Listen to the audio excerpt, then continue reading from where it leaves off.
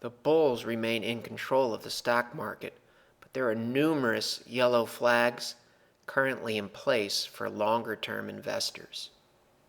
These ETFs here have been scoring relatively well in the past few weeks on our longer-term trend-following models. It's somewhat of a mixed bag.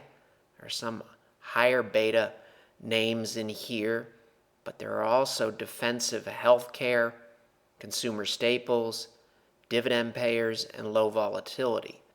If these ETFs continue to be strong relative to the S&P 500, that's a yellow flag.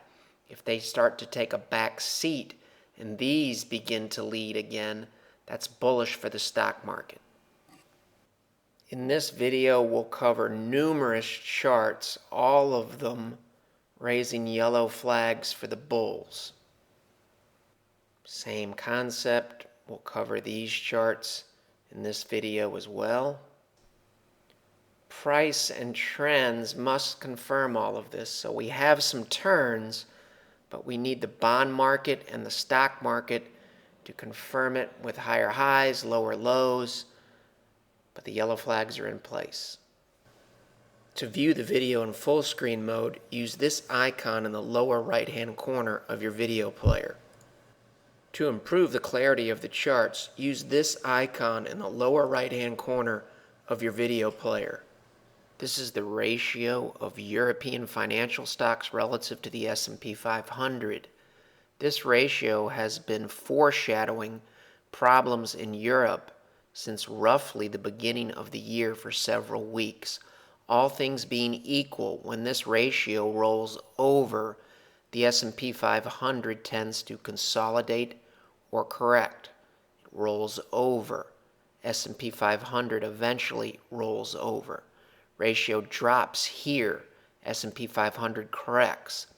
So as long as this ratio is falling, it's prudent to take somewhat of a measured and or conservative or defensive approach. For bulls, or to become more bullish, we'd like to see this ratio turn back up. This is a weekly chart of TNX. It plots the yield on 10-year Treasury notes. This is the yield here. When yields are rising, at least within reasonable limits, when this is rising, it tends to be a good sign for the S&P 500, which is here. When yields begin to fall, that's telling us that the demand for a defensive asset like a 10-year Treasury is picking up. So when yields reverse, consolidation, correction.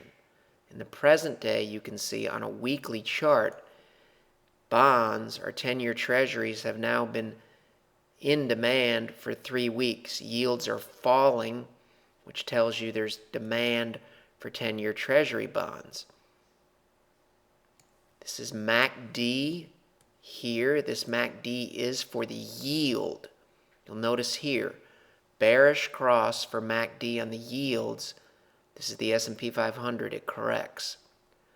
Bearish cross, MACD for yield. S&P 500 consolidates and corrects.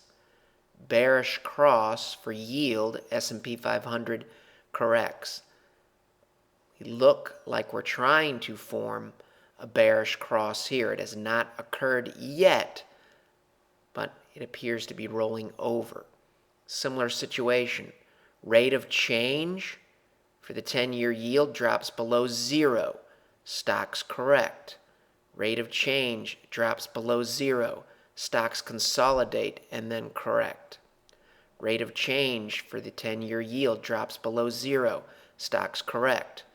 We closed Friday below 0. So this is another yellow flag for risk assets. This is FDN, or the Internet Stock ETF relative to the S&P 500 here. When the ratio rolled over here, it established resistance.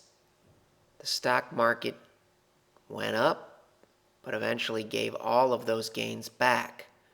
When the ratio came back up and stalled at the same area, the stock market corrected. So the question is, Was this a good entry point for long-term investors in the S&P 500? No. Here's where we broke below this line. Was this a good entry point for investors? No. We gave it all back. Came up again here. Was this a good entry point? Negative. Move across. Very, very similar look. This and this looks similar to this. And in fact, this week we broke below this line here, which is similar to this point right here, and similar to this point right here, where stocks consolidated and then corrected. One of the leading ETFs for quite some time, over a year now, has been Homebuilders, or the ITB ETF. We're looking at a weekly chart of ITB relative to the S&P 500. Point of the exercise, this is a long-term uptrend. You can see here it was recently broken. We also have ITB rolling over again this week and maybe moving below these moving averages. One of two things will probably happen here in the short run. Either this will roll over and a market leader will be weak, or it will rally probably back up to this trend line. Here you can see Williams percent R, or momentum for the ratio, is extremely weak. RSI has been weak for this part of the advance. It's typically not a good sign when a market leader is rolling over. So depending upon which way this breaks, it can help us make better asset allocation decisions. Now we're looking at the credit markets, or a de facto way to look at credit spreads. This is JNK, or junk or lower grade bonds, relative to defensive-oriented treasuries. This is what risk on looks like. S&P 500 down here rising. This is what risk off looks like. Point of the exercise. This looks vulnerable. It's been stalling in here. From a bullish perspective, this is a bullish breakout here. You can see here when we broke above this area, stock market did well. When we come back down into this band, the stock market corrected. When we came back down into this band, the stock market corrected. So if you're a stock market bull, you would like any test of this area to hold. If you're a bear, you'd like to see this ratio come back down into this band. If we move down and look at some indicators for JNK relative to TLT, this is RSI support. Support holds, stock market does well. Support holds, stock market does well. RSI support holds, stock market does well. Here you can see this week we appear to have broken below this trend line in a bearish manner. You can also see here that MACD for the ratio above looks vulnerable and weak. Scrolling down, looking at momentum for the ratio of JNK to TLT. It's dropped below -20. All things being equal, the bulls would prefer to be up in this area. When you move into this area here, you just have to pay attention a little bit more. The further you drop, the more concerning it becomes. This is a ratio of a defensive asset to the S&P 500. This is PBJ, or the PowerShares Dynamic Food and Beverage. Food and beverage tends to be consumer staple-like. You still drink beer and you still buy Coke if the economy is weak. Purpose of the exercise. When this ratio tends to get momentum spikes, so think of this as being defensive momentum here, the S&P 500 has a higher probability of pulling back. This is a defensive spike. S&P 500 goes sideways, then corrects. A defensive spike in the ratio, S&P 500 corrects. You can see we have another defensive spike here. All things being equal, it's a yellow flag for the S&P 500. This is another risk-on, risk-off ratio that we're looking at. This is SPHB relative to SPLV. So we're looking at high beta stocks within the S&P 500 relative to more defensive or lower volatility or lower beta stocks. When the ratio is rising, the stock market tends to do well. When the ratio rolls over, the stock market tends to do not as well. Ratio drops, rolls over, moving averages roll over, you get a bearish cross, S&P 500 corrects. Same situation, weakness in the stock market, weakness in the stock market. Ratio is weak, eventually the S&P 500 becomes weak. In the present day, low beta stocks have been in demand relative to high beta stocks.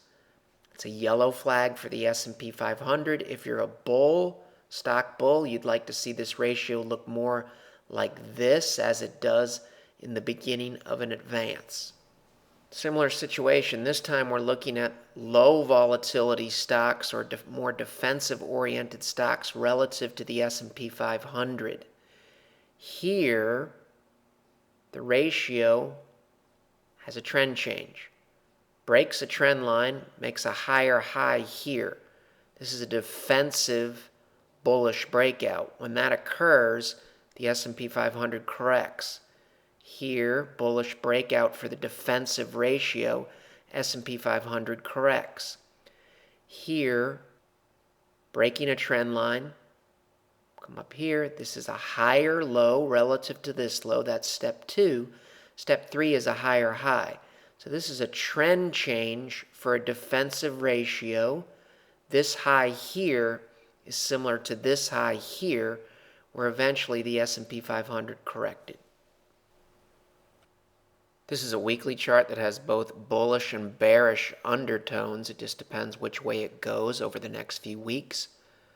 This is the S&P 500 weekly here in black. This line here plots the percent of New York Stock Exchange stocks above their 50-day moving average. This is a measure of market breadth. When stocks, more of them are exceeding their 50-day moving average, tells you that a lot of stocks are participating in an advance, and it's a good sign. Line rising, stocks eventually rise. Moral of the story, when this measure of market breadth rolls over and you get a bearish moving average crossover, so blue crossing underneath red, that tends to be a yellow flag for the S&P 500 correction. Happens again here, consolidation happens here, correction.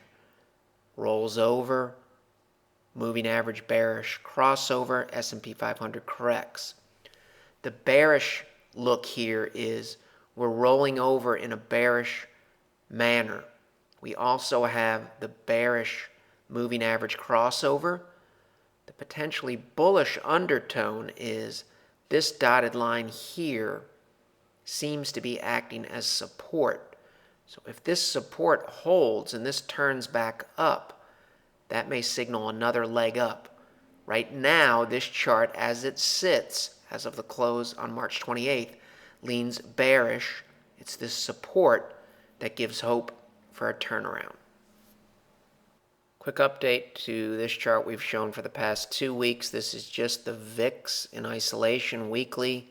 When the VIX breaks out, stocks tend to correct or the odds pick up.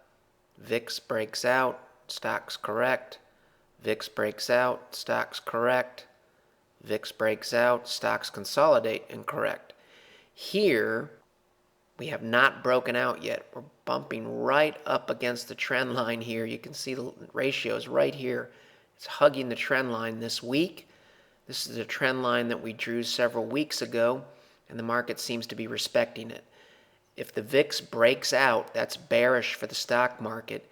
If it continues to descend, that's bullish for stocks. You'll notice this week, the VIX dropped by 6%. So that's a feather in the bull's cap as long as that continues. This is also an update to a chart we've looked at in the past. This is the AGG Aggregate Bond Fund ETF. Moral of the story. 3 things need to happen for a bullish trend change. Step 1, you break above a trend line. Step 2, you make a higher low. And step 3, you make a higher high. When that higher high was made in AGG, the stock market consolidated and then corrected. Step 1, step 2, this is a higher low. And this week we did make a higher high. So this week serves as a similar point to this point right here, where stocks consolidated and then corrected.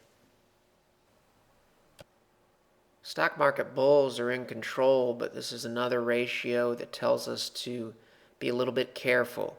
The ratio here of the US dollar UUP relative to the S&P 500 bounces at support and moves up, S&P 500 corrects. Ratio moves up, S&P 500 corrects.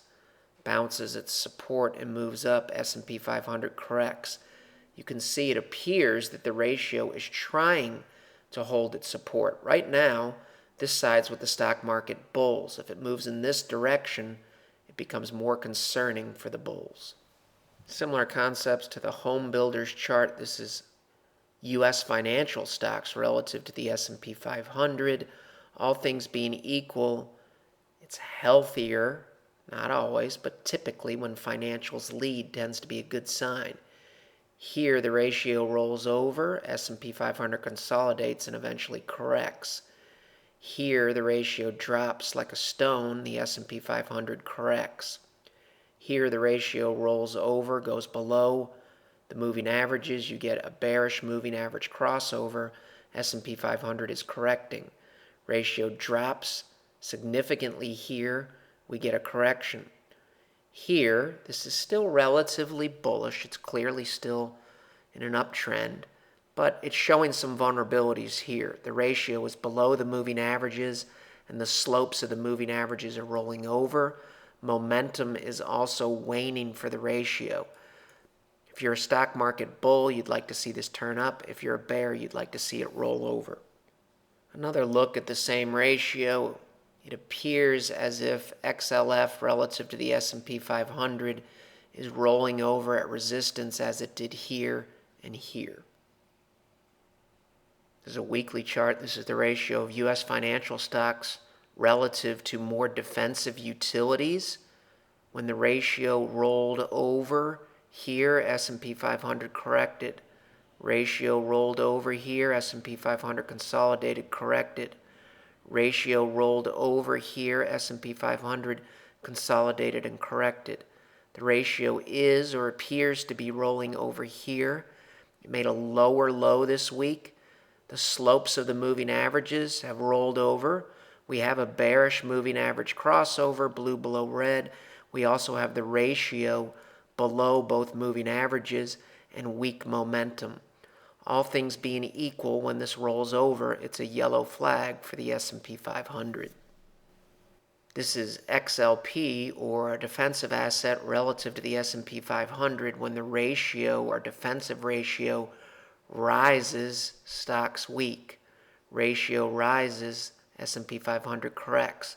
Ratio rises, S&P 500 corrects. Recently, the ratio defensive assets have broken out in a bullish manner. A bullish breakout for defensive assets is a yellow flag for the S&P 500. This ratio also made a higher high this week.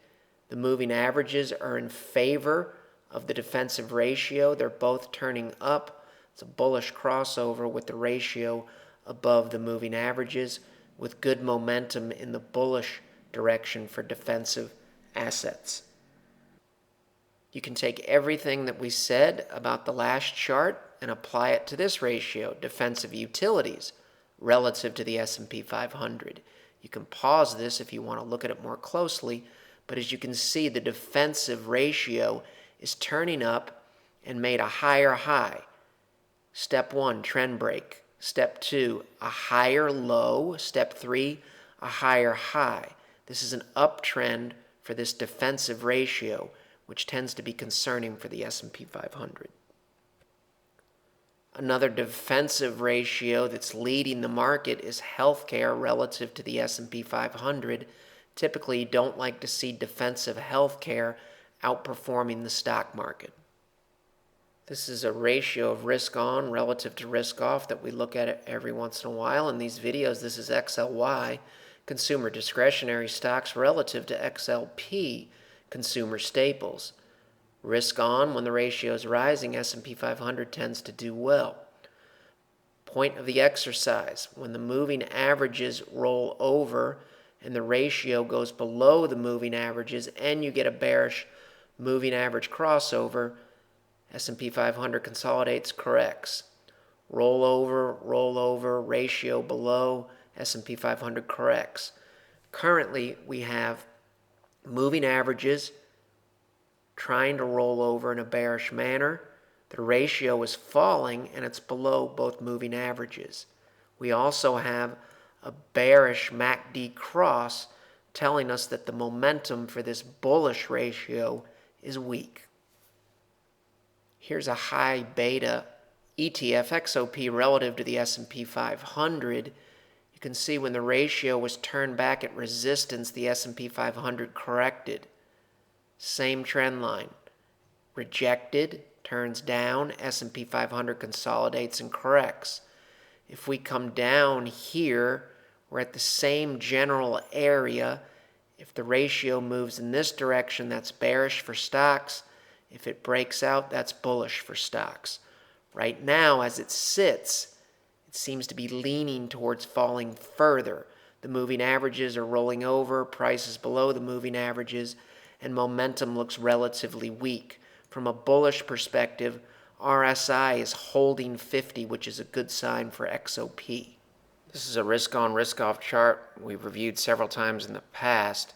This is SPY, the S&P 500, relative to intermediate-term treasuries. Ratio is rising. That's what risk-on looks like. This is the S&P 500 here. Let's talk conceptually about patience and risk-reward and what we're trying to accomplish here. It's not uncommon, this is the S&P 500 in black, to have a strong rally, consolidation, and a huge give back. Notice how much of this rally was retraced during the give back. Strong rally, consolidation, and a huge give back. Look how much of the rally was retraced. Strong rally, very little consolidation, big give back. Look how much of the rally was retraced. Conceptually, here, when this ratio is near resistance for several weeks, this is a weekly chart, when you're up here or here, this is not a good time to buy. So if I tried to buy here and I move up, is that a good time to buy? No, it's not. It's a very unfavorable entry point. Move up along this line. Here at resistance, is this a good time to buy? No, it's not. Market may move up a little bit, but it gave it all back and then some. This was not a good time to buy. Move up the line. This was not a good time to buy.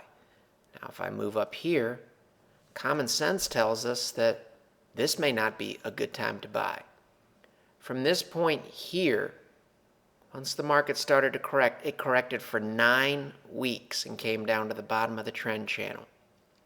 From this point here, once it started to correct, it corrected for 9 weeks and came down to the bottom of this trend channel. Top of the trend channel, bottom of the trend channel. Top of the trend channel, bottom of the trend channel. Top of the trend channel. If the pattern holds, we're coming back down in this direction. That's a lot of white space to fill, and if this white space is filled, we should see something like this. Is it possible that this market will break to the upside? Absolutely, it's possible. But as long as this resistance is in the picture, and until this ratio can move in this direction in a convincing manner, it's prudent to remain patient. This is the same ratio that we've looked at several times in the past, weekly SPY divided by intermediate term treasuries. Basically the same chart we just looked at, now we're focusing on horizontal resistance. Let's talk a little bit about an investor's time frame versus a trader's time frame. In our mind, in this area here, there were several reasons to be concerned from a risk-reward perspective. This is not a good area for an investor. Up against resistance here. For a trader, a chart can be bullish, an algorithm can be bullish. They can go long, they can go short, they can go long, short, long. For their time horizons and their models, participating for this 6-month period is a positive thing to do. For an investor who has a longer time horizon, when you hit these periods of poor risk reward, it's better to either stand aside or park your assets in something conservative. Why? All of that move gets retraced. So when the ratio is up against horizontal resistance, from an investor's perspective, was this a good time to buy? No, in fact, it was a poor time to buy, considering the S&P 500 came all the way down here, up against resistance. Was this a good time to buy? It may have felt that way for a few weeks. So you can make an argument that a trader's model or even technical analysis would say that this market is bullish. But when you're looking at intermarket trends, you can identify that your risk-reward ratio is poor here. Risk-reward tells you that there's a potential reward, and if you do not participate here, you could be wrong. Again, was this a good time to buy? No. Okay, let's come across. Where are we today? We're on the exact same horizontal trend line here, or resistance area.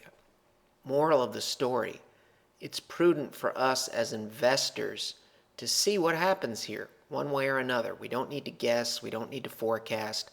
Is it possible that this ratio moves and breaks out in a bullish manner? Yes, it's very, very possible that that could happen. And if that happens, it could be very, very bullish for stocks and very, very bearish for bonds relative to stocks. This is almost a 24-month base in here, and a breakout could be very, very positive. Just need to see some patience in this area. Look how long, how many weeks the stock market congregated around this line prior to a gigantic correction. You tend to congregate near resistance and correct. Congregate for a while and correct. We've been congregating. One of two things will happen. We either get a bullish breakout or a bearish correction. Here, momentum is slowing and this is rolling over. That looks more like a market that wants to come down in this direction than one that wants to break out. But we could get a look like this where the black line moves up. We'll keep an open mind and see how it plays out. Just a quick point here. We reviewed this chart last week. This is a long-term monthly chart of the S&P 500 relative to the VIX. Risk on, that's what risk off looks like. Moral of the story, this was the systemic cap that the markets were experiencing. This was resistance. When we broke above this cap in the past here, long term, the S&P 500 did very well. We just finished a month, and this breakout held. So this tells us to keep an open mind about bullish breakouts on those stock and bond charts. Same ratio we were just looking at. This is now a weekly version. This is a correction in the S&P 500, correction in the S&P 500. Purpose of the exercise.